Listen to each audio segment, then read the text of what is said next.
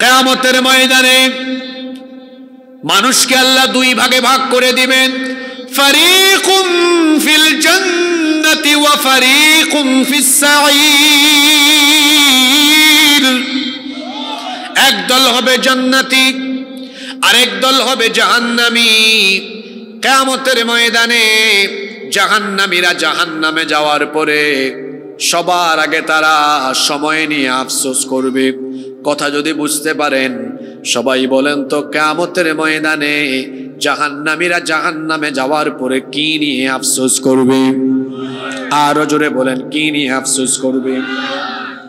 কোরআনে কারীমের 89 নম্বর সূরা সূরাতুল ফজরের 24 নম্বর আয়াতে আল্লাহ তাআলা বলছেন, জাহান্নামীরা সেদিন বলবে, ইয়াকুলু ইয়া লাইতানি কদ্দামতু লিহায়াতি। হায় আফসোস, দুর্ভাগ্য আমার, আমি যদি দুনিয়াতে থাকা অবস্থায় যখন আমার সময় ছিল, হায়াত ছিল, আমল করে যদি আমি আমলদার হয়ে আসতে পারতাম, আমল যদি পাঠায়া দিতাম, তাহলে আজ আমাকে জাহান্নামী হওয়া লাগতো না। দুনিয়াতে আমি সময় নষ্ট করেছি, নামাজের টাইমে নামাজ আদায় করি নাই, দুনিয়াতে সময় দেওয়া হয়েছে আল্লাহর ইবাদতের জন্য, রাসূলের আদর্শ মতো জীবন পরিচালনার জন্য, কিন্তু আমি আমার জীবন কাটিয়েছি শয়তানি পথে। আমি আমার জীবন কাটিয়েছি যত ধরনের শয়তানি কাজ আছে, সকল শয়তানি কাজ করে আমি আমার জীবন কাটিয়ে আজ শয়তানের সাথে জাহান্নামে এসেছি। হায় আফসোস, আমি যদি দুনিয়াতে সময় কাজে লাগিয়ে আমি যদি নেক আমল করতাম, তাহলে আজ আমাকে এই জাহান্নামে আসা লাগতো না। জাহান্নামীরা সময়ের ব্যাপারে আক্ষেপ করে আরো বলবে, তারা আল্লাহর কাছে তখন আবেদন জানাবে। কোরআনে কারীমের 35 নম্বর সূরা ফাতিরের 37 নম্বর আয়াতে আল্লাহ বলছেন, জাহান্নামীরা তখন আল্লাহ তাআলার কাছে আবেদন করে বলবে, রব্বানা আখরিজনা না'মাল সালিহান গায়রাল্লাযী কুন্না না'মাল আওয়ালাম নুআম্মিরকুম মা ইয়াতাযাক্কারু ফীহি মান تذكر وجاءكم النذير فذوقوا فما للظالمين من نصير। আল্লাহ তাআলা বলছেন, জাহান্নামীরা বলবে, হে আমাদের রব, এই জাহান্নাম থেকে আমাকে বের করে দাও। এই জাহান্নাম থেকে তুমি যদি আমাদেরকে বের করে আবার দুনিয়ায় পাঠাও, আগের মতো সময় নষ্ট করব না।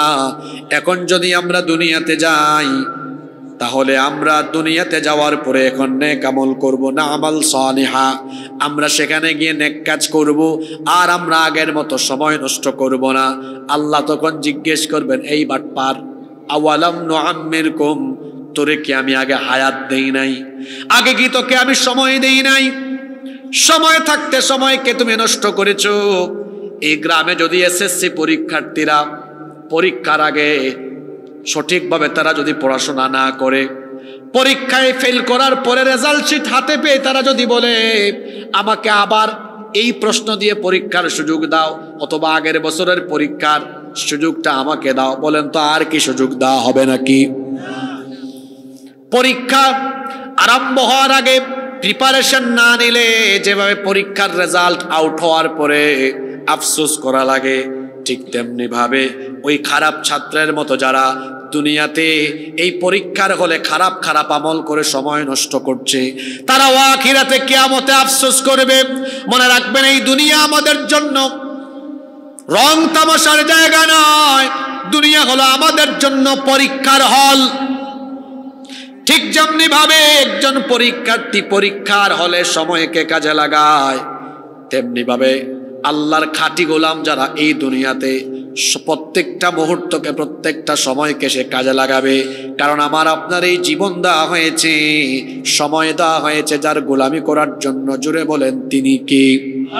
এজন্য রব্বুল আলামিন সূরা মুলকের মধ্যে বলেছেন, পড়েন আমার সাথে, তাবারাকাল্লাযী বিয়াদিহিল মুলকু ওয়া হুয়া আলা কুল্লি শাইইন قدير الذي خلق الموت والحياة ليبلوكم أيكم أحسن عملا وهو العزيز الغفور الله تعالى বলছেন তাবারাকাল্লাযী বিয়াদিহিল মুলক বরকতময় সেই মহান সত্তা যার হাতে সকল ক্ষমতা, সকল ক্ষমতার মালিক কে?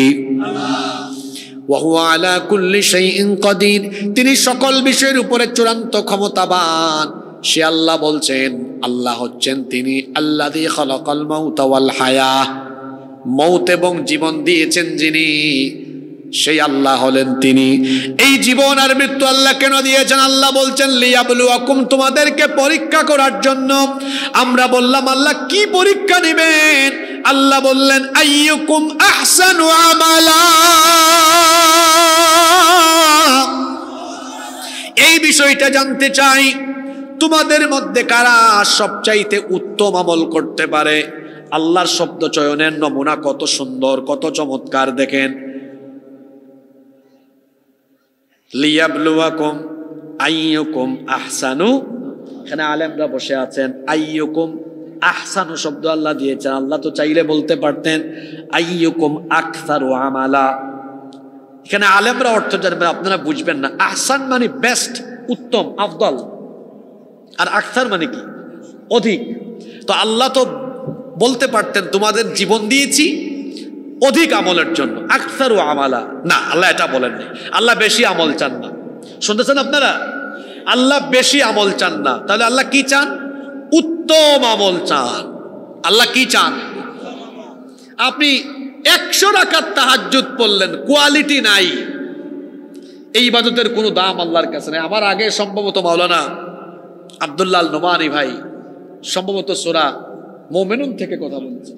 তো আল্লাহ এই যে কদ আফলাহাল মুমিনুন আল্লাযিনা হুম ফি সলাতিহিম খুশুবিহীন, নামাজ ছাড়া অন্য কোন নামাজের কোনো মূল্য, ফেয়ারলেস সালাত হ্যাজ নো ভ্যালু, খুশুবিহীন নামাজের কোনো মূল্য নাই।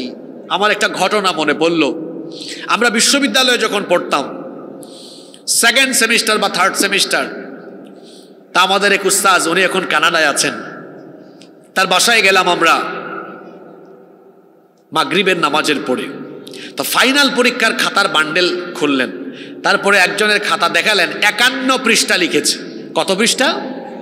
স্যার তাকে নাম্বার দিয়েছেন 01, 1। কত নাম্বার? বললাম স্যার এত পৃষ্ঠা লিখে 1 নাম্বার পাইলো কেমনে? স্যার তখন বললেন এ অধিক লিখেছে, কিন্তু লেখা কোয়ালিটিফুল না, প্রশ্নে আছে যা, প্রশ্নের সাথে উত্তরের কোনো মিল নাই। তো বললাম তাহলে 1 দিয়েছেন কেন? বলেন এই যে এত কষ্ট করে 51 পৃষ্ঠা লিখলো, একটু দয়া করে 1 দিয়েছে। আর আরেকজনের খাতা দেখালেন মাত্র 16 পৃষ্ঠা লিখেছে। কত পৃষ্ঠা? A+ পেয়েছে। তো 16 পৃষ্ঠা লিখে A+ পাইলো, আরেকজন 51 পৃষ্ঠা লিখে ফেল করলো। কেন?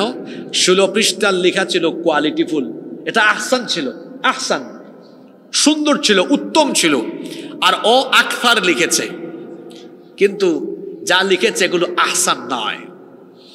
আল্লাহ আমাদের কাছে বেশি আমল চান না, আল্লাহ উত্তম আমল চান। জোরে বলেন তো আল্লাহ কি চান? এই জীবন দেওয়া হয়েছে, এই হায়াত দেওয়া হয়েছে আল্লাহর গোলামের জন্য।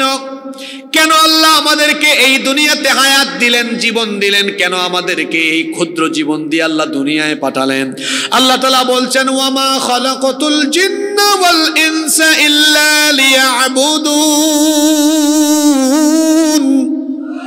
জিন আর মানব জাতিকে আমি গোলামি ছাড়া অন্য কিছুর জন্য সৃষ্টি করি নাই।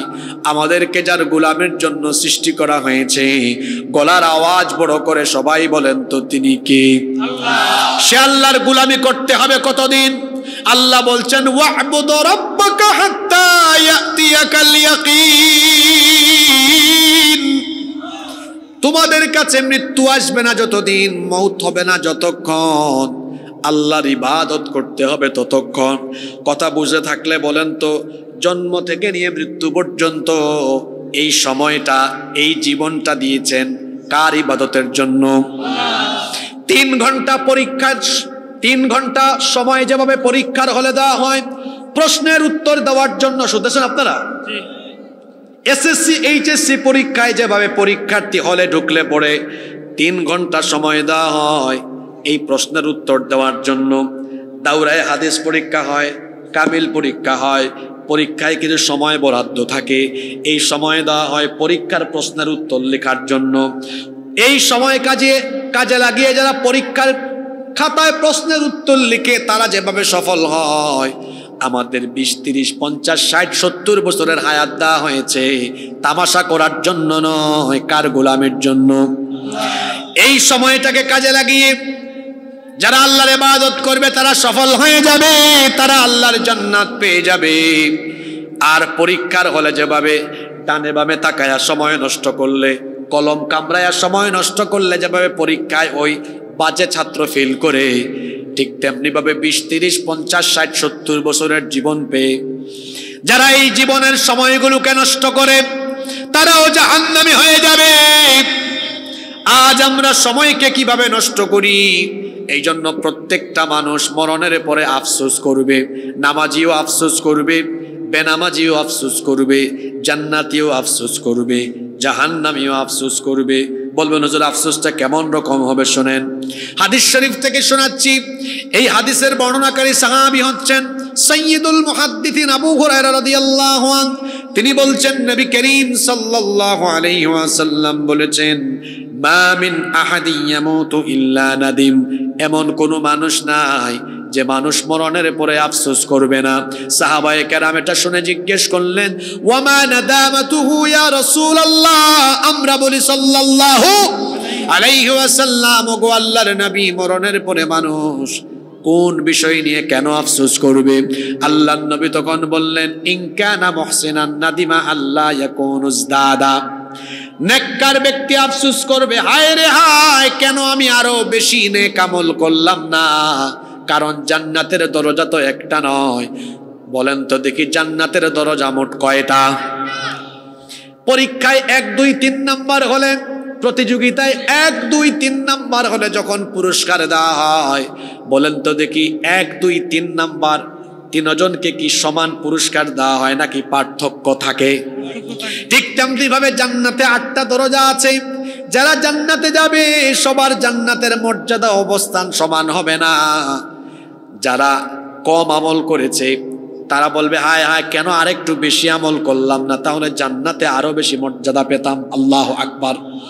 আল্লাহর নবী বলেছেন নেককাররাও আফসোস করবে। অন্যদিকে আল্লাহর নবী বলেছেন যারা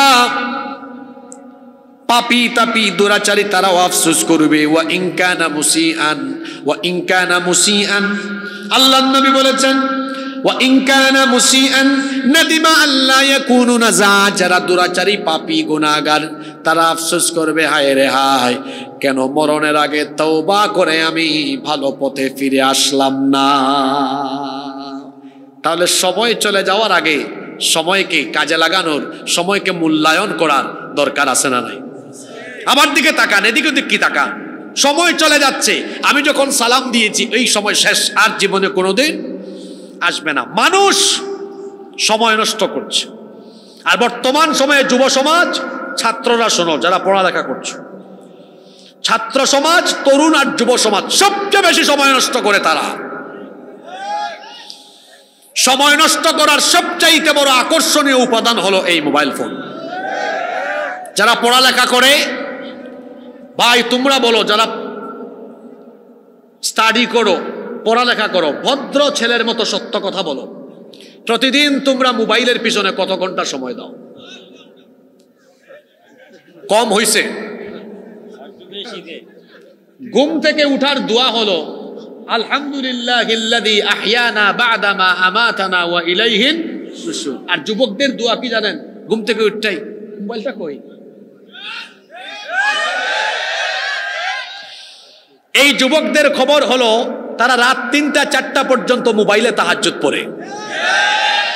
দেখেন না এক একটার চেহারা, গালের 2 দিকের মাংস হাড্ডির চিপার ভিতরে ঢুকে গিয়েছে। ফার্মের মুরগির মতো জিমায় জিমায় হাঁটে, ওর এনার্জি নাই, এনার্জিলেস। অত রাত 3টা 4টা পর্যন্ত মোবাইলে পড়ে থাকে, ফজরের নামাজ পড়ে না, সকাল 10টা, দুপুর 11টা 12টায় ঘুম থেকে উঠে, সকালে নাস্তাও করে না। এই যে খাদ্যাভ্যাসে অনিয়ম থাকায় তার পেট হয়ে গিয়েছে গ্যাসের কারখানা, যেখানেই যায় আওয়াজও হয় না, পরিবেশ হঠাৎ করে নষ্ট করে ফেলে। বুঝতেছেন কি বুঝাইছি? আপনাদেরকে কি হাসানোর জন্য কথাটা বললাম? এটা বাস্তব কথা এগুলো। আমার ছাত্র ভাইদেরকে বলছি, এই 10 ঘন্টা 12 ঘন্টা সময় তোমরা যদি মোবাইলের পিছনে পড়ে না থেকে, তোমরা যদি বই খাতা কলম নিয়ে পড়ে থাকতে, কোরআন হাদিস নিয়ে পড়ে থাকতে, পৃথিবীর বিখ্যাত বিখ্যাত বিজ্ঞানী, দার্শনিক, মনীষী, গবেষক, মুফাসসির, মুহাদ্দিস আমার দেশের ঘরে ঘরে জন্ম নিত। কিন্তু আফসোস, ছাত্ররা তোমরা সময় নষ্ট করো, তোমরা 1 ঘন্টা 2 ঘন্টাও পড়ালেখা করো না, কিন্তু তোমরা 10 ঘন্টা 12 ঘন্টা মোবাইলে পড়ে থাকো। শুধু মোবাইলে যে পড়ে থাকে তা তো নয়, এই মোবাইল, এটা তো ভালো কাজও করা যায়, এটা দিয়ে করা যায় না? এই যে আমার কাছে মোবাইল আছে, এখানে কোরআন আছে, হাদিস আছে, আছে না? তাফসীর আছে, হাদিস আছে, সব ভালো ভালো অ্যাপস আছে এখানে। আর তারা কি করবে? মোবাইল হাতে নিয়ে ফেসবুক ছবি আপলোড করে দেখবে কে কোন কমেন্ট করলো। একটা মেয়ের ফেসবুক আইডি পেয়েছে, প্রোফাইলে ঢুকে চেক করবে, রিকোয়েস্ট পাঠাবে। তারপরে টেলিগ্রামে, ইনস্টাগ্রামে পড়ে থাকবে। 10 ঘন্টা 12 ঘন্টা সময় মোবাইলে চলে যাচ্ছে। ও আমার ছাত্র ভাইয়েরা, যদি এই 10-12 ঘন্টা সময় আল্লাহর কোরআনের দিকে তাকিয়ে থাকতে, যদিও হাদিসের সনদ দাঈফ এটা, কিন্তু উৎসাহ দেবার জন্য বলছি, এই যে কোরআনের কালো কালো অক্ষর, আন-নাজরু ইলাল মুসহাফি ইবাদা, এই কালো কালো অক্ষরের দিকে তাকালেও আমলনামায় সওয়াব দেওয়া হয়। সুবহানাল্লাহ। মোবাইলের দিকে তাকালে খুব সওয়াব হয়, তাই না? ক্ষতি আর ক্ষতি। অনেক ছেলেরা চশমা পরে, তোমারই নিঃশ্বাস চোখেরই পলকে তুমি হতে পারো লাশ, চিরতরে বন্ধ হবে তোমারই নিঃশ্বাস, হবে এলান তোমারই নাম মসজিদের মাইকে, হবে এলান তোমারই নাম মসজিদের মাইকে, বাড়িওয়ালা নাই রে বাড়ি নাই রে দুনিয়াতে, বাড়িওয়ালা নাই রে বাড়ি নাই রে দুনিয়াতে, বাড়িওয়ালা নাই রে বাড়ি নাই রে দুনিয়াতে, বাড়িওয়ালা নাই রে বাড়ি নাই রে দুনিয়াতে। বাড়ি থাকবে, বাড়িওয়ালা থাকবে না। কোথায় ছিলাম মনে আছে? পরীক্ষা সামনে, বলতেছে হুজুর স্যার এই সময় কম, সংক্ষিপ্ত সাজেশন দেন যেন ভালো রেজাল্ট করতে পারে। তারপর স্যার কিছু সাজেশন দিলেন, পড়লো, পাশ করে ফেললো। আমরাও তো পরীক্ষার হলে আছি। আপনাদের প্রশ্ন হতে পারে হুজুর বেশি আমল না, এমন কয়েকটা আমল শিখায় দেন যাতে জীবনটা কাজে লেগে যায়। আল্লাহু আকবার। মাত্র 3টা আমল আজকে দিয়ে যাব। এই 3টা কাজ করবেন যারা জীবনের 60-70 বছরের হায়াতকে ভালোভাবে কাজে লাগাতে পারবেন। সরি 3টা না, 4টা আমল দিয়ে যাব। এই 4টা আমল করবেন যারা 60-70 যে যত বছরের হায়াত পাবেন, এই সময়কে ভালোভাবে উপভোগ করতে পারবেন তারা। আল্লাহু আকবার। যুবক ভাইরা রেডি আছেন? যুবকের আওয়াজ যুবকের মতো হওয়া লাগবে তো। যুবক ভাইরা রেডি আছেন? কয়টা আমল? আমাদের হায়াত, আমাদের সময় কাজে লাগানো কয়টা আমল? একটু পরে জিজ্ঞেস করব, মনোযোগ দিয়ে শোনেন। 1, মানুষের জীবনের সবচাইতে বড় এবং গুরুত্বপূর্ণ আমল হলো, যেটা ইমানের পরেই যে কাজ করা লাগে, সেটা হলো নামাজ। সেটা কি? কারণ নামাজের রুটিন কি মাঝে মাঝে না ডেইলি? যদিও আমাদের সমাজে অনেক জাতের নামাজি পাওয়া যায়। 5 জাতের নামাজি আছে আমাদের সমাজে। কয় জাতের? দেখেন তো বাঙ্গড়ায়, মেটং ঘরে এগুলো আসে কিনা। সাপ্তাহিক শুধু জুমাবারে যায় এইরকম নামাজি মেটং ঘরে নাই গো। তারপরে মাসিক, ওই সামনে রমজান মাস আসতেছে, এইরকম নামাজি বাঙ্গড়ায় নাই। 3 বার্ষিক, শুধু 2 ঈদ, এগুলো মুরাদনগরে নাই। 4 সিজনাল, সবে বরাত সবে কদরে হঠাৎ দেখা মিলে। 5 শুধু জানাজার নামাজে আসে। এরা হচ্ছে কথিত রাজনীতিবিদ যারা জানাজার নামাজের আগে একটু বক্তব্যের চান্স নেয়, এরকম নামাজি আপনাদের এলাকায় নাই? এই যে সাপ্তাহিক, মাসিক, বার্ষিক, সিজনাল জানাজার নামাজি, 5 জাতের নামাজি, এরা জাহান্নামী। এদেরকে জাহান্নামী আমি বানাই নাই, এদেরকে জাহান্নামী বলেছেন কে? আপনাদের ঠুটের আগায় মুখস্থ সূরা, এটা আপনারাও পারেন, পড়েন আমার সাথে। ফাওয়াইলুল লিল মুসাল্লিনাল্লাযীনা হুম আন সালাতিহিম সাহুন। ধ্বংস, জাহান্নাম সেই সব নামাজীদের জন্য। আমরা বললাম আল্লাহ তারা কারা? আল্লাহ বললেন আল্লাযীনা হুম আন সালাতিহিম সাহুন, যারা তাদের নামাজের ব্যাপারে গাফেল থাকে, উদাসীন থাকে। অর্থাৎ নামাজ মন চাইলে নামাজে আসে, মন চাইলে আসে না, নিয়মিত নামাজি নয় যারা, ধ্বংসপ্রাপ্ত হলো তারা। আমরা আল্লাহকে বললাম আল্লাহ তাহলে সফলকাম এবং জান্নাতি কারা? এই যে আমার আগে যে ভাই আলোচনা করলেন সেখানে আয়াতটা ছিল ওয়াল্লাযীনা হুম আলা সালাওয়াতিহিম ইউহাফিযুন। 5 ওয়াক্ত নামাজের হেফাজত করে যারা, যথাযথভাবে ডেইলি রেগুলার 5 ওয়াক্ত নামাজ আদায় করে যারা, উলাইকা হুমুল ওয়ারিসুন আল্লাযীনা ইয়ারিসুনাল ফিরদাউসা হুম ফিহা খালিদুন। আল্লাহ বলছেন 5 ওয়াক্ত নামাজি যারা, আল্লাহর জান্নাতুল ফিরদাউসের মেহমান হলো তারা। বলেন তো দেখি, আমাদের সবচেয়ে বড় দুশমন, সবচেয়ে বড় শত্রুর নাম কি? আর একটু জোরে বলেন। এই শয়তান ইবলিস, তাকে জান্নাত থেকে বের করে দেওয়া হয়েছে কি না দেওয়ার কারণে? সবাই তো বললেন না। সেজদা কয়টা দেয় নাই? মাত্র 1 সেজদা না দেওয়ার কারণে ইবলিসকে আল্লাহ বললেন get out from here, get out from the paradise, তুই জান্নাত থেকে বের হ।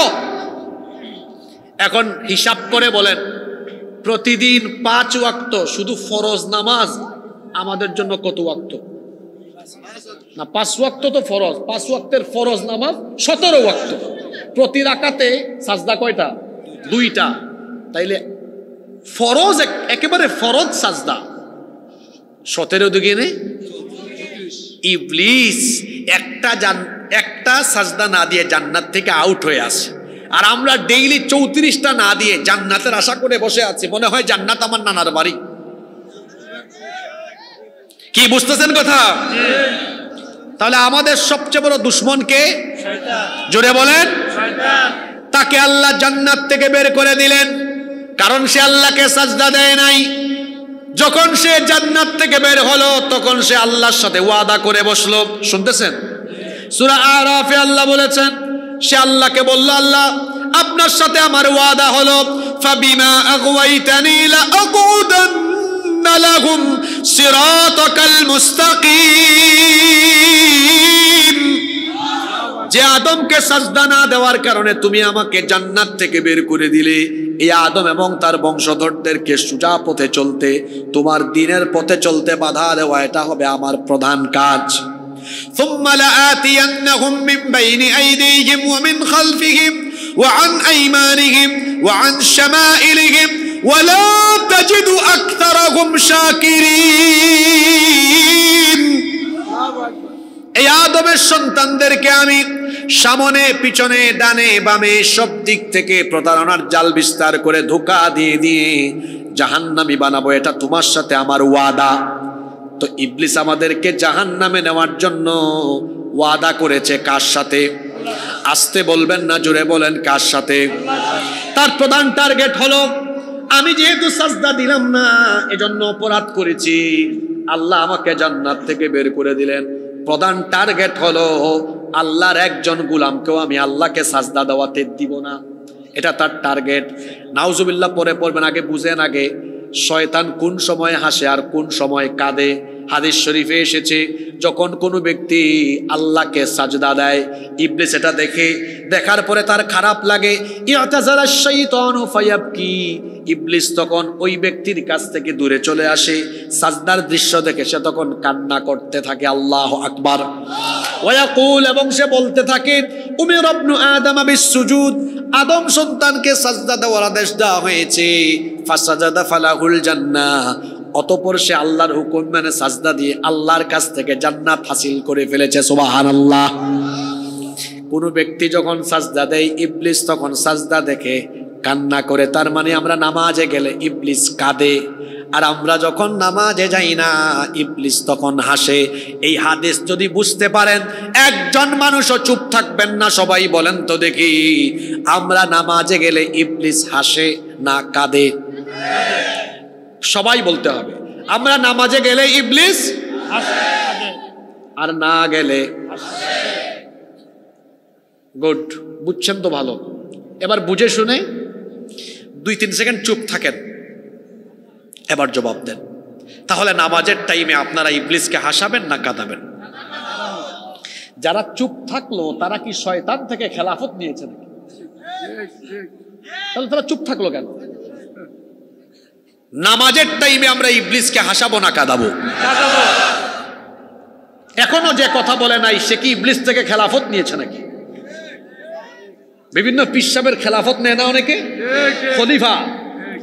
আজানের টাইমে, নামাজের টাইমে যারা নামাজে যায় না এরা আল্লাহর জমিনে শয়তানের খলিফা। কার খলিফা? ও শয়তান থেকে খেলাফত নিয়েছে, শয়তানকে খুশি করতেছে। দেখ আমি নামাজে যাই না, তোরে খুশি রাখতেছি। তো বুঝে শুনে বলেন, আমরা নামাজে গেলে ইবলিস হাসে না কাঁদে? না গেলে হাসে। বলেন আপনারা হাসাবেন না কাঁদাবেন? কাঁদাইতে হলে কি করতে হবে জানতো? আপনার 5 ওয়াক্ত নামাজ কেমনে যায় খুব সুন্দর জবাব দিয়েছেন আমার জাতীয় কবি। আমি তাকে খুব ভালোবাসি। এত সুন্দর কবিতা, এত সুন্দর লেখন পৃথিবীর কোনো কবি লিখতে পারে নাই। আল্লাহু আকবার।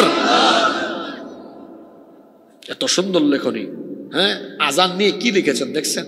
মসজিদেরই পাশে আমায় কবর দিও ভাই, যেন ঘুরে থেকেও মুয়াজ্জিনের আজান শুনতে পাই।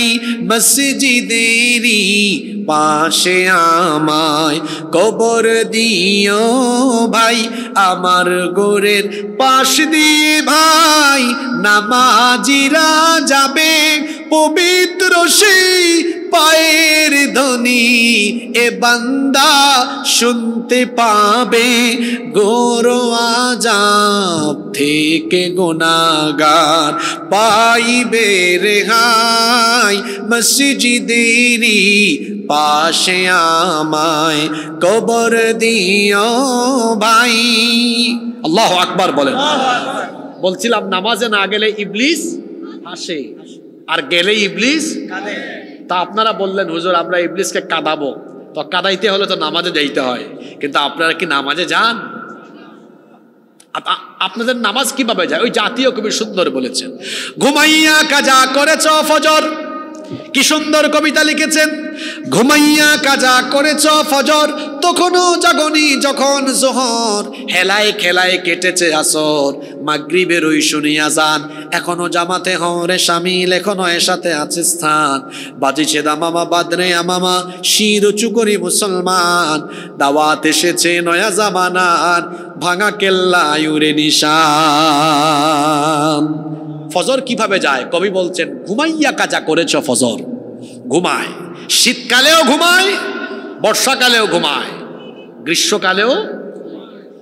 কেমন করে ঘুমাও তুমি, কেমন করে ঘুমাও তুমি, ফজর করে কাজা,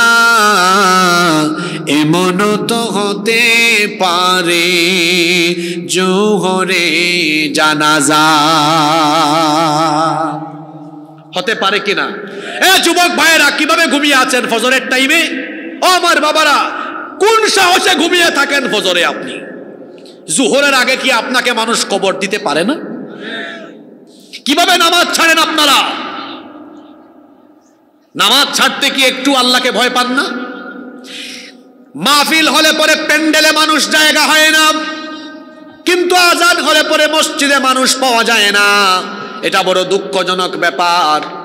আল্লাহর নবীর সময়ে মসজিদে নববী ছিল কাঁচা, উপরে ছিল খেজুর পাতার ছাউনি, নিচে কোনো টাইলস ছিল না, কোনো কার্পেটও ছিল না। মসজিদ ছিল কাঁচা, কিন্তু মুসল্লি ছিল পাকা।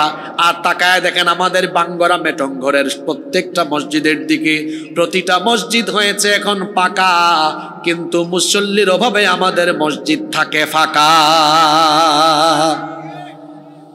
নামাজ ছেড়ে দিচ্ছেন আপনি, অথচ রাসূল বলেছেন বাইনাল আবদি ওয়া বাইনাল কুফরি তারকুস সালাহ, আল্লাহর বান্দা আর কাফিরের মধ্যে পার্থক্য হলো নামাজ ছেড়ে দেওয়া। মুমিন কখনো নামাজ ছাড়তে পারে না। এদিকে তাকান, আজকে 5 ওয়াক্ত নামাজ কাজা করেছেন, কালকেও করেন, পরশুও করেন, করছেন তো করছেন, করছেন তো করছেন। কিপ ইন ইউর মাইন্ড, মনে রাখবেন এইভাবে করে একদিন আপনার জীবন থেমে যাবে। এই মসজিদে বলা হবে মেটং ঘরের অমুক আর দুনিয়ায় নাই। এভাবে তো একদিন চলে যাবেন, আপনার পূর্বপুরুষ কেউ দুনিয়ায় নাই, আপনিও থাকবেন না। আপনি নামাজ ছাড়ছেন, এত সুন্দর নসিহত করি তাও আপনি শুনেন না। এইরকম নামাজ ছাড়তে ছাড়তে ছাড়তে ছাড়তে ছাড়তে ছাড়তে বেনামাজি হয়ে মরলেন।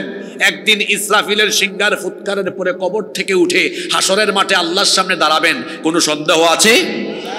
এবার আমাকে বলেন, সেই দিন আল্লাহ বিচার আরম্ভ করবেন, সবার আগে কোন আমলের হিসাব নেবেন? এখানে কি ওয়াজ করতাম, সব ওয়াজ তো জানেন, শুধু আমল। বুখারীর হাদিস, আল্লাহর নবী বলেছেন ইন্না আউওয়ালা মা ইউহাসাবু বিহিল আবদু ইয়াউমাল কিয়ামাতি মিন আমালিহি সালাতি, নিশ্চয়ই কিয়ামতের ময়দানে আল্লাহ তাআলা সর্বপ্রথম তোমাদের কাছ থেকে যে আমলের হিসাব চাইবেন সেটা হলো বান্দারে নামাজ নামাজ নামাজ ঠিকমতো আদায় করেছো কিনা। যুবক ভাইরা এখন নামাজে যান না, কই বুড়া হইলে যাব। আপনি বুড়া হবেন এই নিশ্চয়তা আপনাকে কে দিল? কিছুদিন আগে আমার গ্রামের বাড়িতে আমার পাশের বাড়ির 17 বছরের ছেলে ঘুমের মধ্যে চলে গিয়েছে। গত মাসে আমি সুনামগঞ্জে মাহফিলে যাচ্ছি, ইয়াং ছেলে আমার গাড়িকে ওভারটেক করে মোটর সাইকেলে 2-3 সেকেন্ডে চাকার নিচে শেষ হয়ে গিয়েছে। Keep in your mind, there is no serial of death. মৃত্যুর কোনো সিরিয়াল, পৃথিবীতে আসার সময় সিরিয়াল মেনটেন হয়। প্রথমে আসেন দাদা, তারপরে বাবা, ছেলে, নাতি, সিরিয়াল মেনটেন হয়। যাওয়ার বেলা সিরিয়াল ব্রেক হয়ে যায়। মাঝে মাঝে সমাজে আমরা এমনও দেখতে পাই, দাদা নানা বেঁচে আছেন, নাতি মারা গিয়েছে, নাতির লাশ দাদা বা নানা কবরে নামায়। এমন করুণ দৃশ্যও আমরা দেখি, বাবা বেঁচে আছে, ছেলে মারা গিয়েছে, ছেলের লাশ বাবা কবরে নামায়। বাবা মা এখনো জীবিত, ছেলে মারা গিয়েছে, এরকম হয় কি হয় না? যৌবন বয়স হচ্ছে ইবাদতের বয়স। ও আমার ভাইয়েরা, আমার যুবক ভাইয়েরা, এই সময় ইবাদত করলে 2টা ফায়দা পাবেন। এক, আখিরাতে একটা ফায়দা পাবেন, কিয়ামতের মাঠে আল্লাহ বলবেন মেটং ঘর ভাঙ্গরার তরুণ আর যুবকেরা কোথায়? ফেরেশতারা বলবে আল্লাহ আপনি এদেরকে খুঁজতেছেন কেন? আল্লাহ বলবেন কেন খুঁজতেছি জানো না? এই যুবকেরা তরুণেরা যৌবন বয়সে আমাকে সাজদা দিয়েছে, হাসরের মাঠে আজ তাদেরকে আমি কষ্ট দিতে চাই না, খুঁজে খুঁজে তাদেরকে বের করো, ডেকে ডেকে এনে আমার আরশে আজিমের ছায়ার নিচে জায়গা দান করো। এই মেটং ঘরের যুবকরা কি আল্লাহর আরশের ছায়ার নিচে জায়গা পেতে চায় না? আরো জোরে বলেন, চায় কি চায় না? 2 নম্বর ফায়দা হলো, যদি হায়াত থাকে, বুড়া হন, তো বুড়া বয়সে দেখবেন মেরুদণ্ডে ব্যথা, কোমরে ব্যথা, বেশিক্ষণ দাঁড়ায় থাকা যায় না, লম্বা সময় রুকু সাজদা করা যায় না। ফেরেশতা বলবে আল্লাহ এই বান্দা বুড়া হয়েছে, আগের মতো নামাজ বেশি টাইম নিয়ে আদায় করতে পারে না, সওয়াবটা কেমনে দিতাম?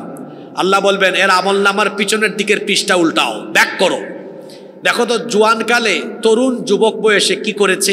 ফেরেশতা উল্টায় দেখবে আল্লাহ এত যৌবনকালের রিপোর্ট খুবই ভালো, 5 ওয়াক্তের নামাজ আর খুব সুন্দর নামাজ আদায় করতো। আল্লাহ বলবেন আমার বান্দা যৌবনকালের সময় আমার এত সুন্দর সাজদা দিল, বুড়াকালে শারীরিক দুর্বলতার কারণে আগের মতো পারে না, সওয়াবটা এখন কমাইয়া দিও না, ওই যৌবনকালে যেভাবে সওয়াব দিতা এখন ঠিক ওই রকম করে সওয়াবটা লিখতে থাকো। সুবহানাল্লাহ। এটা তখন পাওয়া যায় যখন যৌবনকালকে কাজে লাগানো যায়। আমার যুবক ভাইদেরকে বলবো, আমি গতকালও দেখেছি এক জায়গায়, ওই মিছিলে গিয়ে নেতা আর পাতি নেতাদের সামনে পিছনে চামচামি করো। আমি খুব ভালো করে বলে যাচ্ছি, যৌবনকাল কারো চামচামির জন্য দেওয়া হয় নাই, এই যৌবন দেওয়া হয়েছে আল্লাহর গোলামি করবার জন্য। ব্যক্তিত্ব বাড়াও। 2-3টা সিঙ্গারা, 1 কার্টন বিরিয়ানি আর 500 টাকার কাছে তোমার যৌবন পাতি নেতার কাছে বিক্রি করে দিও না। এই যৌবন, হাসিয়েন না, আমার দিকে তাকান। আমি কি এখানে ফান করতে বসেছি? Keep in your mind, youth is not a gift given by your leader. যৌবন আপনার নেতার দেওয়া গিফট নয়। যৌবন দিয়েছেন কে? তো যৌবনের হকদার কে? কার পিছনে যান আপনি? অমুক ভাই তমুক ভাই। আমার ভাইয়ের চরিত্র ফুলের মতো পবিত্র, বেটা নামাজ পড়ে না 1 ওয়াক্ত, গাঞ্জা খায় 5 ওয়াক্ত, শয়তানের ভক্ত, জাহান্নামের তক্ত। এই বেঈমানের সঙ্গ ছেড়ে দাও। যারা দেখা হলে বলে 5 ওয়াক্ত নামাজের কথা বলে, দেখা সাক্ষাৎ হলে তাহাজ্জুদের জন্য ডাকে, হাতে অস্ত্র শস্ত্র, গাজা ইয়াবা বাবা নয়, কুরআন দেয়, হাদিস দেয়, ইসলামী সাহিত্য দেয়, তারা আমাদের উত্তম বন্ধু, ঠিক নাকি না? আজে বাজে মানুষের সঙ্গ ছেড়ে দিতে হবে। একটা আতরের দোকানে আপনি ঢুকলেন, আতরের দোকান, কিসের দোকান? আতর যদি নাও কিনে বের হয়ে যান, দেখবেন শরীরে কিসের গন্ধ হয়ে যায়। এক বিড়িখুর, আপনি বিড়ি খান না, কিন্তু বিড়িখুরের হাতের সাথে হাত মিলাবেন, দেখবেন কিসের গন্ধ? বিড়ির গন্ধ। কি বুঝলেন? ভালোর সাথে থাকলে ভালো, খারাপের সাথে থাকলে সৎসঙ্গে স্বর্গবাস, অসৎ সঙ্গে সর্বনাশ। যুবকদেরকে বলবো, গাঁজাখুর, বাবাখুর, ইয়াবাখুর, চাঁদাবাজ, টেন্ডারবাজ, সন্ত্রাস, এদের সাথে সম্পর্ক হবে না। সম্পর্ক থাকবে আলেমদের সাথে, কুরআনওয়ালাদের সাথে। আল্লাহ বুঝার তৌফিক দান করে দেন। নামাজ, নামাজ। আমার দিকে তাকান। এখানে যদি 5 জন মানুষের পা থেকে এই অতটুকু, গলা নাই, বুক পর্যন্ত দেহ থাকে, বলেন তো আপনারা পা থেকে গলা পর্যন্ত, এই বুক পর্যন্ত অংশ দেখে কি মাথা ছাড়া এই অংশ দেখে এই 5টা মানুষের পরিচয় জানা যাবে, চেনা যাবে, সাথে সাথে পরিচয় পাওয়া যাবে? তাহলে বোঝা গেল একজন মানুষের পরিচয় সাথে সাথে পাওয়া যায় তার মাথা থাকলে, চেহারা দেখলে পরিচয় পাওয়া যায়। ইসলামের ইবাদতের মগজ হলো, ইবাদতের মাথা হলো আস-সালাতু হিয়া রাসুল ইবাদা, নামাজ। মাথা ছাড়া যেমন গলা কাটা ব্যক্তির যেমন পরিচয় দেখলে চেনা যায় না, তেমনি ইসলামের ইবাদতের মগজ নামাজ বাদ দিয়ে ওই ব্যক্তি যদি নিজেকে মুসলমান দাবি করে, মুসলমান হিসাবে পরিচয় দেওয়া যায় না। সবার আগে কি? জোরে বলেন, সবার আগে কি? নামাজে খুশি হন কে? বেজার হয় কে? নামাজে না গেলে খুশি হয় কে? আমরা আল্লাহকে খুশি করব না শয়তানকে খুশি করব? বলছিলাম সময়কে কাজে লাগানোর 4টা আমল দিব। 1 নাম্বার আমল, 5 ওয়াক্ত নামাজ আর কোনোদিন কাজা করব না। শয়তানকে আমরা আর হাসাবো না। আজ এই মাহফিলে সিদ্ধান্ত নিলাম, মেটংঘট থেকে নামাজের টাইমে মসজিদ ভরপুর করে গিয়ে এই ইবলিসকে আমরা কাদায়া কাদায়া এই এলাকা থেকে আমরা তাকে বের করে দিব। কারা কারা রাজি আছেন আল্লাহরে দেখা? নারায়ে তাকবীর, আল্লাহু আকবার, দিন ইসলাম, দিন ইসলাম, জিন্দাবাদ, জিন্দাবাদ, কোরআনের আলো ঘরে ঘরে জ্বালো, সংসদে জ্বালো, কোরআনের আলো। হাতগুলা নামান। সংসদে জ্বলবে যদি আপনারা নামাজি হন, কোরআনওয়ালা হন। এমনি আরেকটি বিপ্লব হবে, যেই বিপ্লবে সব কিছু স্রোতের মতো ভেসে গিয়ে এই বাংলাদেশে কোরআনের রাজ কায়েম হবে ইনশাআল্লাহ। তাহলে 1 নাম্বার আমল নামাজ, আমরা নামাজি হয়ে যাব ইনশাআল্লাহ। নাম্বার 2, কষ্ট হচ্ছে আপনাদের? আমি যদি আর 15 মিনিট সময় নেই, আপনারা কি কষ্ট পাবেন? নাম্বার 2 নাম্বার, হালাল পন্থায়, হালাল উপায়ে হালাল রিজিক খাওয়া। মনে রাখবেন, যে ব্যক্তি অন্যায় পথে, অবৈধ পথে, হারাম পথে উপার্জন করে হারাম খায়, এই হারাম খুরের নামাজ, রোজা, হজ, যাকাত, দান, সদকা, ইবাদত, বন্দেগী কোনো কিছু আল্লাহর দরবারে কবুল হবে না। জোরে বলেন, কবুল হবে না। হাদিস শরীফে এসেছে, আল্লাহর নবী বলেছেন, আল্লাহর নবী বলেছেন, ইন্নাল্লাহা তাইয়্যিব লা ইয়াকবালু ইল্লা তাইয়্যিবা। আল্লাহর নবী বলেছেন, নিশ্চয়ই আল্লাহ পবিত্র, পবিত্র ছাড়া তিনি কোনো জিনিস কবুল করেন না, গ্রহণ করেন না। ওয়া আন্নাল্লাহা আমারাল মুমিনিনা বিমা আমারা বিহিল মুরসালিন। আল্লাহ নবী রাসূলদেরকে যে আদেশ দিয়েছেন, মুমিনদেরকেও একই আদেশ দিয়েছেন। এরপরে আল্লাহর নবী এক ব্যক্তির ঘটনা উল্লেখ করলেন। সুম্মা যাকারার রাজুল, অতঃপর আল্লাহর নবী এমন এক ব্যক্তির কাহিনী আমাদেরকে শোনালেন।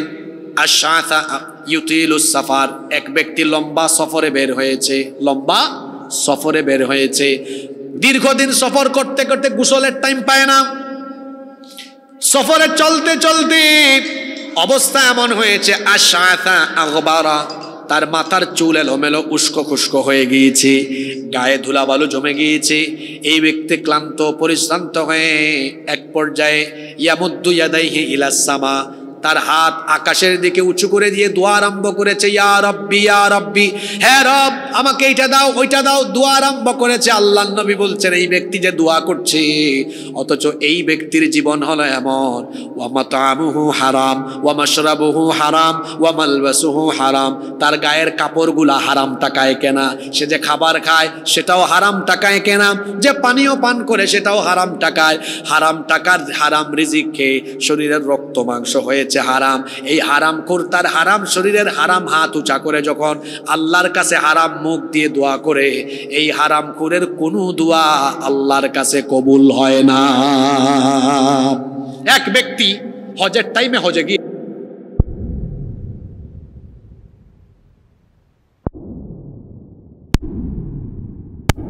অর্জন করেছে, হজের টাইমে হজেও গিয়েছে, তারপরে জিদ্দা বিমানবন্দরে নেমে তালবিয়া শুরু করেছে, লব্বাইক আল্লাহুম্মা লব্বাইক লব্বাইক লা শারীকা লাক লব্বাইক ইন্নাল হামদা ওয়ান নি'মাতা লাকা ওয়াল মুলক লা শারীকা লাক লব্বাইক আল্লাহুম্মা লব্বাইক। কি বলে? লব্বাইক আল্লাহুম্মা লব্বাইক, হে আল্লাহ আমি হাজির। বলে এ বাটপার, তুই যে ভিসা টিকেট করে আসলি ওটা তো আলগা পয়সা, ওটা তো হারাম পয়সা, হারাম পয়সার ভিসা টিকেট, তোর শরীরের এই হেরামের কাপড়টাও হারাম পয়সা, এখানে আসলি যতদিন হোটেলে থাকবি ঘুরবি ওইটাও হারাম পয়সা, হারাম পয়সা খাইয়া হারাম রক্ত শরীর বানায়া আর হারাম পয়সায় এখানে এসে আমাকে বলিস আল্লাহ আমি হাজির, তোর মতো হারাম খুরের উপস্থিতি আমি আল্লাহ গ্রহণ করলাম না। কি বুঝলেন? যে ব্যক্তি হারাম খায়, হারাম খুরের কোনো ইবাদত আল্লাহর দরবারে কবুল। তার মানে বোঝা গেল আমাদের নামাজ, রোজা, হজ, যাকাত, ইবাদত, বন্দেগী, দান, সদকা, দোয়া সবকিছু কবুল হওয়ার পূর্ব শর্ত হলো হালাল খাওয়া। জোরে বলেন কি খাওয়া? এজন্য খবরদার হারাম খাওয়া যাবে না। অনেক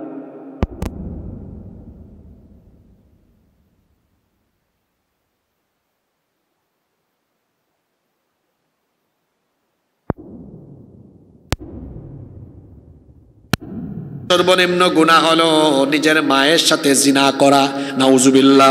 নবীজি আরো বলেছেন যে ব্যক্তি 1 দিরহাম সুদ খায় 36 বার জিনা করলে যে গুনাহ হয় এর সমান গুনাহ হয়ে যায়, নাউজুবিল্লাহ। ঘুষ খায়, চাঁদাবাজি করে, টেন্ডারবাজি করে, ব্যবসা করলে পরে ওজনে কম দেয়, 2 নাম্বার জিনিস 1 নাম্বারে বলে চালায় দেয়, ধোঁকাবাজি করে উপরে পচা, উপরে ভালো মাছ নিচে পচা মাছ, উপরে ভালো সবজি নিচে পচা সবজি, এরকম 2 নাম্বারে ব্যবসায়ী আমার সমাজে নাই। হারাম খেয়ে খেয়ে নিজের শরীরের রক্ত মাংস হারাম বানাচ্ছে, তার বউ বাচ্চাকে হারাম খাওয়ায়া তাদের রক্ত মাংসও হারাম করাচ্ছে। খবরদার, হারামে কোনো আরাম পাওয়া যাবে না, হারাম করে ইবাদত কবুল হয় না, আর হারামের মধ্যে কোনো আরামও পাওয়া যায়। হারাম পন্থায় আপনি উপার্জন করলে হারাম পন্থায় সম্পদ কামায় এটা উপভোগ করতে পারবেন না। দেখেন নাই গত 5 তারিখে হারামখোরের দল যারা জনগণের সম্পদ চেটে পুটে খেয়ে দেশের সম্পদ চুরি করে লুটপাট করে সম্পদের পাহাড় গড়েছে, চোরের দল সব সম্পত্তি ফেলে রেখে জামাতের সাথে পালিয়ে গিয়েছে। হারামে কোনো আরাম, আপনি হারাম পয়সায় কামাবেন তো আল্লাহ এমন বড় বড় রোগ দিবেন, ওই পয়সা খরচ করতে করতে সব ফকির হয়ে যাবে। হারামে আরাম নাই। হালাল যদি অল্প হয়, অল্প সামান্য, এটাতে বরকত দিয়ে দিবেন কে? আল্লাহ। জোরে বলেন কে? আল্লাহ। হালাল খাবেন, হারাম খাইয়েন না, হারাম খাইয়েন না, কারণ হারামখোরের কোনো ইবাদত কবুল হয় না, দোয়া কবুল হয় না। তাহলে আমরা কি আজকে এখানে এই সিদ্ধান্ত নিতে পারি আমরা হারামের ধারে কাছেও যাব না? আল্লাহ কবুল করেন। আমিন। গেল 2, আমার দিকে তাকান। 3, এটা খুব গুরুত্বপূর্ণ। 3, কোনো মানুষের হক নষ্ট করবেন না। কি নষ্ট করা যাবে না? হক। হক হলো দুই প্রকার, হাক্কুল্লাহ, হাক্কুল ইবাদ। আল্লাহর হক, বান্দার হক। আল্লাহর হক কি? নামাজ, রোজা, হজ, যাকাত বা আল্লাহর যত ইবাদত আছে এগুলো কার হক? আল্লাহর হক। আল্লাহর হক নষ্ট করলে কোনো ব্যক্তি যদি তওবা করে আর আল্লাহ তাকে মাফ করে দেন, আমাদের কিছু করার আছে? কিন্তু বান্দার হক নষ্ট করলে আল্লাহর কাছে তওবা করলে লাভ হয় না, ফায়দা হয় না। বান্দার হক নষ্ট করে আল্লাহর কাছে তওবা করলে আল্লাহ তাকে মাফ করেন না ততক্ষণ। যার হক নষ্ট করেছেন তাকে তার হক আপনি ফিরিয়ে দিবেন না, অথবা ফিরিয়ে দিতে না পারলে তার কাছ থেকে মাফ আদায় করবেন না যতক্ষণ আল্লাহ আপনাকে মাফ করবেন না। আমার দিকে তাকান, এই ওয়াজ সব জায়গায় হবে না। মানুষের হক কেমনে নষ্ট হয়? আপনি সন্তান, আপনার বাবা মায়ের হক নষ্ট করেন, মা বাপের খেদমত করেন না, চিকিৎসা করেন না, এরকম সন্তান আছে না নাই? পিতামাতার হক নষ্ট করে চিকিৎসা করায় না, দেখাশোনা করে না, বিয়ে করেছে বউয়ের হক নষ্ট করে, স্ত্রীর হক নষ্ট করে, স্ত্রী স্বামীর হক নষ্ট করে, পিতামাতা সন্তানের হক নষ্ট করে, ভাই ভাইয়ের, ভাই বোনের হক নষ্ট করে, প্রতিবেশী প্রতিবেশীর হক নষ্ট করে। আবার দেখা যায় এলাকায় সালিশ ব্যক্তিত্ব বিচার আচার করে, সালিশ ফয়সালা করে, এরকম প্রত্যেক এলাকায় কিছু মাতব্বর আছে না নাই? 500 টাকা ঘুষ খাওয়ার পরে বিচারের রায় উল্টায় দেয়া দুর্বলকে দুর্বল বানায়, এইরকম মানুষ আপনাদের এলাকায় নাই? এখানেও আছে। তো এই যে মানুষের উপর জুলুম করে, মানুষের হক নষ্ট করে, তারপরে যদি রাজনীতি করে ক্ষমতায় আসতে পারলে বিরোধী দলমতের মানুষকে মিথ্যা মামলা দিয়ে জেল খাটায়, নিরপরাধ মানুষকে অপরাধী বানায় ফাঁসি দেয়, আলেম উলামা নিরপরাধ থাকলে জেলখানায় বন্দি করে রাখে, আছে না নাই? এই যে আপনি একজন ব্যক্তিকে অন্যায়ভাবে গ্রেফতার করে জেলের ভেতরে ঢুকিয়ে রাখলেন, তাকে তার পরিবার থেকে বঞ্চিত করলেন, ওই ব্যক্তির হক নষ্ট করলেন, তার পরিবারের হক নষ্ট করলেন। এই রকম করে মানুষের হক নষ্ট করবে যারা, জাহান্নামী হবে। খুব ভয়ঙ্কর একটা হাদিস বলছি, আজকের পুরা ওয়াজ যদি মনে রাখতে পারেন আর নাও পারেন, কিন্তু এই হাদিসটা নিয়ে আজকে আপনারা বাড়িতে যান, জীবন পাল্টে যাবে, জীবন বদলে যাবে। আল্লাহর নবী একবার সাহাবীদেরকে জিজ্ঞেস করলেন, আতাদরুনা মানিল মুফলিস, সাহাবীরা তোমরা কি জানো নাকি আমার উম্মতের সবচাইতে অসহায় ব্যক্তিটি কে? সাহাবায়ে কেরাম উত্তর দিলেন, ইন্নাল মুফলিসা ফিনা মাল্লা দিরহাম লাহু ওয়ালা মাতা। ওগো আল্লাহর নবী, আমাদের উম্মতের মধ্যে সবচাইতে অসহায় হলো সেই ব্যক্তি যার কাছে টাকা নাই, পয়সা নাই, বাড়িঘর নাই, সম্পদ নাই, কিছুই নাই, সেই ব্যক্তি হলো অসহায়। আল্লাহর নবী বললেন, না, উত্তর তোমরা ভুল দিয়েছো। ইন্নাল মুফলিসা ফি উম্মতি মান ইয়াতি ইয়াউমাল কিয়ামাতি বিসালাতিন ওয়া সাওমিন ওয়া যাকাতিন। আল্লাহর নবী বললেন, নিশ্চয়ই আমার উম্মতের সবচাইতে অসহায় হলো ওই ব্যক্তি যেই ব্যক্তি কিয়ামতের দিন নামাজ, রোজা, হজ, যাকাত, ভালো ভালো আমল নিয়ে হাজির হবে। বলেন তো দেখি, নামাজ, রোজা, হজ, যাকাত নেক আমল করে কেউ কি নিঃস্ব অসহায় হয় না জান্নাতি হয়? কিন্তু নবীজি বলছেন, কিছু মানুষ আছে কিয়ামতের দিন নামাজ, রোজা, হজ, যাকাত বিভিন্ন নেক আমল নিয়ে হাজির হবে। মানুষের হাতে যখন আমলনামা দেওয়া হবে, এই মানুষগুলোর হাতে যে আমলনামা থাকবে, আমলনামা নেকি দিয়ে পরিপূর্ণ থাকবে, কিন্তু এত এত নেকি থাকার পরেও মুহূর্তেই তাদের আমল খালি হয়ে গিয়ে আমল শূন্য হয়ে তারা জাহান্নামী হয়ে যাবে। শুনতেছেন আপনারা? এই যে একটু উদাহরণ দেওয়া বোঝায়। আমার হাতে এটা কি বাবারা, ভাইয়েরা? পুস্তকটা, লিফলেট। এই পৃষ্ঠায় লেখা আছে না? এই পৃষ্ঠায় কিছু আছে? রাসূল বলছেন, কিয়ামতের দিন কিছু মানুষ হাসরের মাঠে উঠবে, এদের হাতে আমলনামা দেওয়া হবে। এদের এই আমলনামায় এরকম শুধু নেকি আর নেকি, পুরা পৃষ্ঠায় নেকি লেখা থাকবে। এই ব্যক্তি ভাববে, আমার জান্নাত আর কে ঠেকায়, আমি তো জান্নাতি। জান্নাতে যাওয়ার প্রস্তুতি নিবে। আল্লাহ বলবেন, এই দাঁড়া, বাটপার, বহুত হিসাব আছে, দাঁড়া এখানে। এই ব্যক্তি, তার মা বাবা অসুস্থ, বুড়া বুড়ি ছিল, চিকিৎসা করে নেই, খাতমত করে নেই, তার মা বাপকে আনো, লাইনে দাঁড় করাও। শুনতেছেন যুবক ভাইরা, শুনতেছেন? মা বাবার হক নষ্ট করেছে, মা বাবার হক নষ্ট করেছে, মা বাপকে লাইনে দাঁড় করাও। ও তার বউয়ের হক নষ্ট করেছে, বউকে দাঁড় করাও। ও তার সন্তানের হক নষ্ট করেছে, সন্তানকে দাঁড় করাও। ও তার প্রতিবেশীর হক নষ্ট করেছে, প্রতিবেশীকে লাইনে দাঁড় করাও। ও বিচার ফয়সালা করতে গিয়ে নিরপরাধীকে অপরাধী বানিয়ে সাজা দিয়েছে, ওদেরকে লাইনে দাঁড় করাও। আলেমদেরকে মিথ্যা মামলা দিয়ে বছরের পর বছর জেল খাটিয়েছে, সেই মজলুম আলেমদেরকে লাইনে দাঁড় করাও।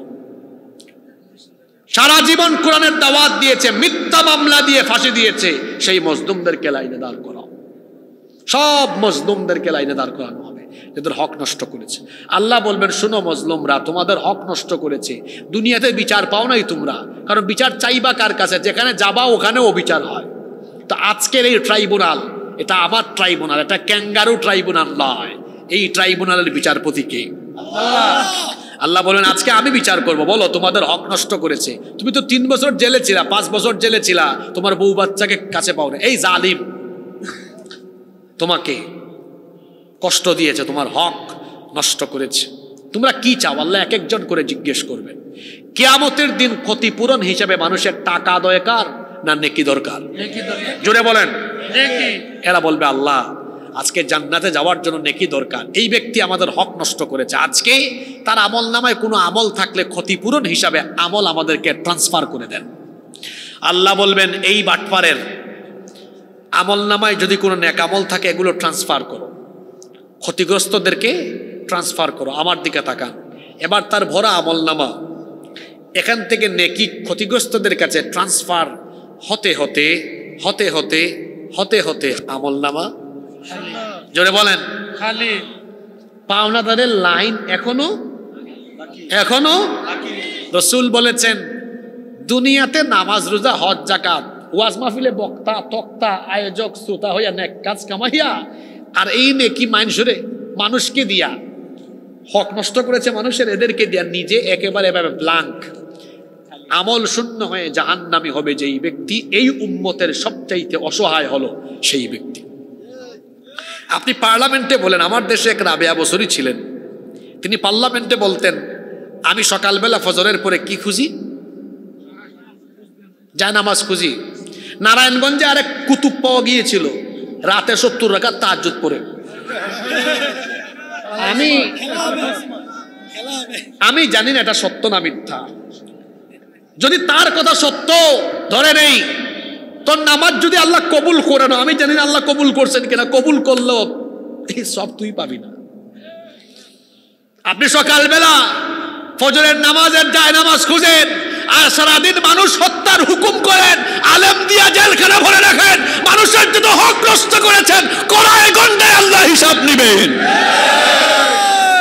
খবরদার, খবরদার, মানুষের হক নষ্ট করবেন। আমার দিকে তাকান, স্লোগানটা নিজের দিকে নিয়ে আসেন। এবার আমরা বুঝি হক নষ্ট করি না গো? প্রতিদিন চলাফেরায় কত মানুষের হক নষ্ট করি। খবরদার, পা ধরে অনুরোধ করে গেলাম, মানুষের হক নষ্ট করবেন না। এই যে পরীক্ষার হলে আছে, জীবনকে কাজে লাগানোর শর্ট 4টা সাজেশন দিয়ে যাচ্ছে। 1, নামাজের টাইমে নামাজে যাবেন। কেন নামাজের কথা বলেছি জানেন? আল্লাহ কোরআনে বলেছেন, নামাজ আদায় করলে আল্লাহ তাকে অশ্লীল মন্দ ফাহেসা কাজ থেকে ফিরায় রাখবে। সুবহানাল্লাহ। আমার হায়াত কাজে লাগলো। 2 নাম্বার বলেছি, হারাম খাবেন না। হারাম যদি না খেয়ে হালাল খাইতে পারেন, হালাল পন্থায় যারা উপার্জন করে হালাল খায়, এদের দোয়া আল্লাহ এমনিই কবুল করেন। সুবহানাল্লাহ। 3 নাম্বার, মানুষের হক নষ্ট করা। আমরা মানুষের হক নষ্ট করব না। 4 এবং সর্বশেষ, কথায় আছে, শেষ ভালো যার, সব ভালো। আমাদের জীবন চলার জন্য আল্লাহ একটা পথ নির্দেশিকা দিয়েছেন, সেটার নাম কি? জোরে বলেন। আপনার একটা স্লোগান দেন না, আল কোরআনের আলো ঘরে ঘরে থাকুক, এই স্লোগান। কিন্তু এটার প্রথম লাইন হবে এরকম, আল কোরআনের আলো হৃদয়ে হৃদয়ে অন্তরে অন্তরে জ্বালো। আপনার ঘরে জ্বালাইয়েন পরে, নিজের কাছে আগে জ্বালান। আমার দিকে তাকান। এই যে এটা হলো কালো কালো অক্ষরে লেখা কোরআন, এটা প্রিন্টেড কোরআন। রসুল ছিলেন প্র্যাকটিক্যাল জীবন্ত কোরআন। সুবহানাল্লাহ। আমাদের মা আম্মাজান আয়েশা রাদিয়াল্লাহু আনহার কাছে সাহাবায়ে কেরাম গিয়ে বলে, একটু ওয়াজ করেন, আমাদেরকে একটু ওয়াজ শোনান, রসুল কেমন ছিলেন। কারণ আপনি তো রসুলের সাথে থাকতেন, আচ্ছা নবীজি কেমন এটা তার স্ত্রীর চাইতে ভালো কেউ জানবে? আপনি একটু ওয়াজ করেন তো, রসুল কেমন ছিলেন। তিনি বললেন, এত ওয়াজ দরকার নাই, বাড়ি চলে যাও, বাড়িতে কোরআন নাই, কোরআন খুলে পড়ো। কোরআনের প্রতিটা লাইন যেমন, আমার রসুলের জীবন হলো তেমন। আমরাও তো নিজেদেরকে রসুলের আদর্শে আদর্শিত করতে চাই কি চাই না? তো এরকম খালি গলাবাজি করে, চিল্লা চিল্লি করে না, কোরআনের রঙে রঙিন হতে হবে। আমাদের হায়াত কিভাবে আমরা কাজে লাগাবো, আজকে আলোচনার বিষয় ছিল এটা। হায়াত কিভাবে কাজে লাগাইতে হয়, হায়াত কিভাবে কাজে লাগাইতে হয়। আমার দিকে তাকান, 2টা মিনিট কি সহ্য হবে না? আমার দিকে তাকান। এই দেখেন, এটা কত পৃষ্ঠা? হাফেজি কোরআন তো, তাই না? কত পৃষ্ঠা? বেশি না, 611 পৃষ্ঠা, 6000-এর উপরে আয়াত। দেখেন তো কত বয়স হয়ে গেছে আমাদের, পুরা কোরআন একবার অর্থসহ এখনো পড়তে পারলাম না। তো কোরআনের মতো আপনাকে বানাতে হলে আগে তো কোরআন পড়তে হবে, বুঝতে হবে। এখন বাজারে তাফহিমুল কোরআন, তাফসির ফি জিলালিল কোরআন, মারিফুল কোরআন, তাফসিরে জালালাইন, তাফসির ইবনে কাসির, অন্তত 5টা তাফসিরের নাম বললাম, এগুলো বাংলা অনুবাদ করা পাওয়া যায়। পয়সাওয়ালা মানুষ আপনারা, কুমিল্লার মানুষ পয়সাওয়ালা, আপনারা 2,500-3 হাজার টাকা খরচ করে এক সেট তাফসির কিনে ঘরে রাখতে পারবেন না? দেখেন এক সেট তাফসির থাকলে ঘরে কিভাবে উপকৃত হবেন। আমার দিকে তাকান, প্রতিদিন যদি ওই তাফসির থেকে আপনারা মাত্র 5 আয়াত, কয় আয়াত? 5 আয়াত, বাংলা অর্থ, বাংলা তর্জমা আর নিচে দেখবেন ব্যাখ্যা থাকে, এটা সহ পড়েন।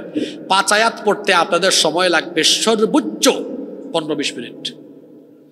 ডেইলি 5 আয়াত করে পড়লে, আমি ক্যালকুলেটরে হিসাব করে বলতেছি, পুরা কোরআন একবার অর্থ আর ব্যাখ্যা সহ পড়ে শেষ করতে সময় লাগবে 4 বছর। 4 বছর। সুবহানাল্লাহ পড়বেন না? 5-এর জায়গায় 10 আয়াত করে পড়েন, সময় লাগবে 20 আয়াত করে পড়েন, সময় লাগবে। সিলেবাস দিয়ে গেলাম, এটা আউটলাইন। বলেন তো এরকম পরিকল্পনা কোনোদিন করেছেন? কিন্তু মাত্র 5 আয়াত করে পড়ে দেখেন না, শুরু করেন। আর যুবকদেরকে বলবো, তোমাদের পড়ার টেবিলে যারা ছাত্র আছো, স্কুলে পড়ো, কলেজে পড়ো, মাদ্রাসায় পড়ো, পড়ার টেবিলে এক সেট তাফসীর থাকবে। প্রতিদিন পড়ালেখা আরম্ভ করার আগে 5 আয়াত পড়ো, শুরু করো। যারা অনার্সে পড়ো, শোনো আমার দিকে তাকাও, তোমাদের সিলেবাসে সরকার কোরআন দেনে তো কি হয়েছে? তোমার সরকার তুমি, তোমার শরীরে তোমার সরকার তুমি। কিভাবে? যারা অনার্সে পড়ো, অনার্স শেষ করতে কয় বছর লাগে? টেবিলে এক সেট তাফসীর রাখো, ডেইলি 5 আয়াত করে পড়ো, অনার্সের সার্টিফিকেটও হাতে আসবে, আল্লাহর কোরআনও পড়ে শেষ। সুবহানাল্লাহ। যারা অনার্স শেষ করে ফেলছো, মাস্টার্সে পড়ো। মাস্টার্স তো আমাদের দেশে কোনো কোনো বিশ্ববিদ্যালয়ে 2 বছর, কোনো কোনো বিশ্ববিদ্যালয়ে 1 বছর। যাদের 1 বছর, তোমরা ডেইলি 20 আয়াত করে পড়ো, মাস্টার্সের সার্টিফিকেটও হাতে আসবে, কোরআন পড়াও শেষ হবে। সুবহানাল্লাহ। যাদের 2 বছর, তোমরা 10 আয়াত করে পড়ো। আর তোমরা যারা 6-7-এ পড়ো, তোমরা সবচেয়ে বেশি সৌভাগ্যবান। কেন সৌভাগ্যবান?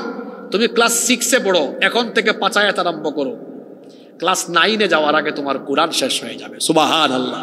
আমার বিশ্বাস তোমার মতো ছেলে কখনো নষ্ট হবে না। যারা ইন্টারমিডিয়েটে পড়ো, তুমি চাইলে ফার্স্ট ইয়ার, সেকেন্ড ইয়ার, 2 বছরে তুমি চাইলে 10 আয়াত করে পড়ে পুরা কোরআন শেষ করতে পারো। এবার আসেন আমার চাচাদা, আপনারা বাবারা 5 আয়াত করেই পড়েন, 10 করে পড়েন, 20 করে পড়েন, যে যেমনে পারেন। এই সিলেবাসটা যদি মনে রাখেন, ডেইলি যদি আপনারা কোরআন পড়েন, আল্লাহর কসম আপনাদের জীবন প্রতিদিন বদলাবে। মানুষের জীবন কখন বদলায় জানেন? নতুন করে জানে, বদলায়, নতুন করে জানে, বদলায়, নতুন করে জানে, বদলায়। জ্ঞান কি? নতুন কিছু জানা। অজানাকে জানার নাম জ্ঞান, অজানাকে জানার নাম। তা আপনি কোরআন পড়লে দেখবেন বহু জিনিস জানতেন না। এই দেখেন, আমি কোরআন খোলা মাত্রই পেয়ে গেলাম এমন এক আয়াত। দেখেন, যারা অনেকে মাজারে গিয়ে চায় না, চাই কিনা? দেখেন আমি খুলছি, আয়াতে পেয়ে গেলাম। আল্লাহ বলছেন, আল্লাহকে বাদ দিয়ে তোমরা যাদেরকে ডাকো, এরা তো কোনো মশা মাছি সৃষ্টি করতে পারবে না।